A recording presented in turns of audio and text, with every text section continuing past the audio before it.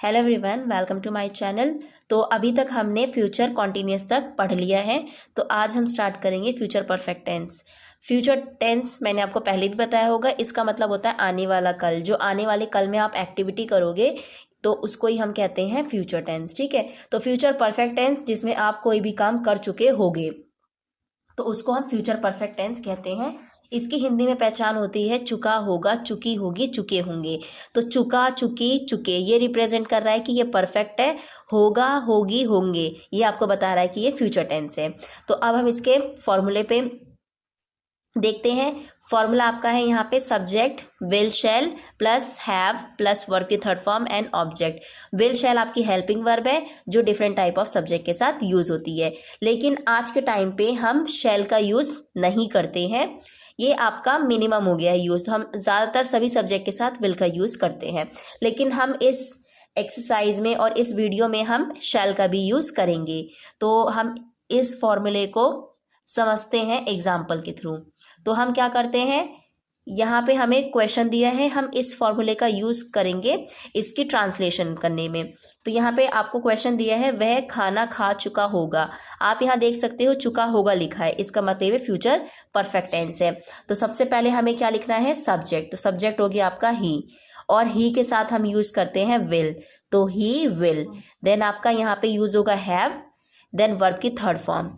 खा, जो आपका खाना है ये क्या चीज़ है आपका, ये जो आप खाते हो उसको हम इंग्लिश में कहते हैं ईट, और ईट की थर्ड फॉर्म होती है ईटन। तो यहाँ पे आ जाएगी ईटन।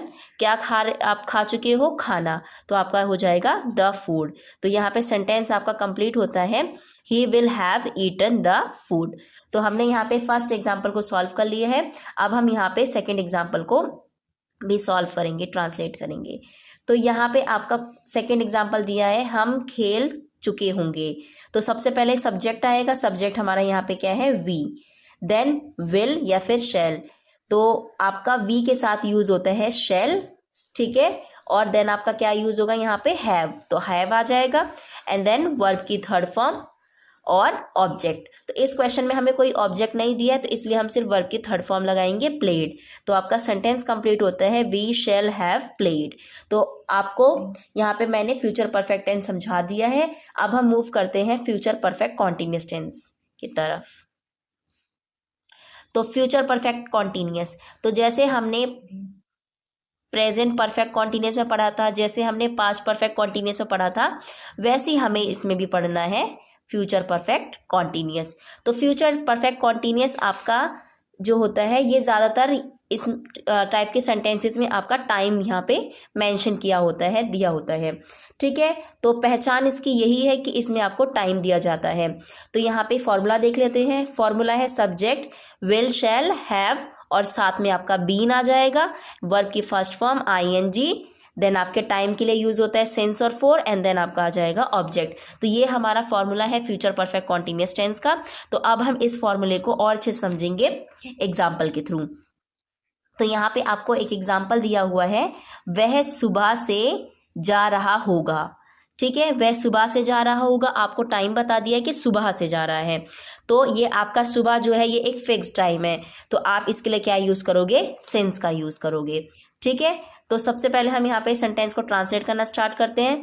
तो आपका सबसे पहले आएगा सब्जेक्ट, सब्जेक्ट हो गया ही, देन आपका क्या आएगा विल, ही के साथ विल यूज होता है will, and then have use होगा आपका हैव, देन बीन, वर्ब की फर्स्ट फॉर्म के साथ आईएनजी।